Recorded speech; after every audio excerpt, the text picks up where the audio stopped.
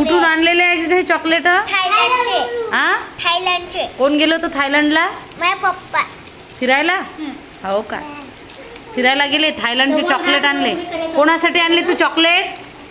मुलांसाठी. मुलांसाठी. आणि ह्या तुझ्याशी बोलत नाहीत व्यवस्थित?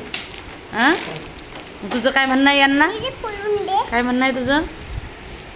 माया म्हणणं आहे हां, माय की हां, माझ्या मैत्रीण बना तू. काय बना? मैत्रीण. मैत्रीण बना. मी नाही बनव. नुसतं चॉकलेटसाठी नको बनू आहे ना? हो. कसं बना? दीदी शिकायची बनव. दीदी म्हणायचं मला. कारण ती मोठी आहे ना, आणि ती किती अभ्यास करते बघा बरं, किती छान शब्द काढत आहे ती. चॉकलेटही खाऊ राहिली थायलंडचे, सगळे दिले तिने, कोणी तर देत नाही कोणाला, ती देते तरी. किती समजदार आहे शिका आपली.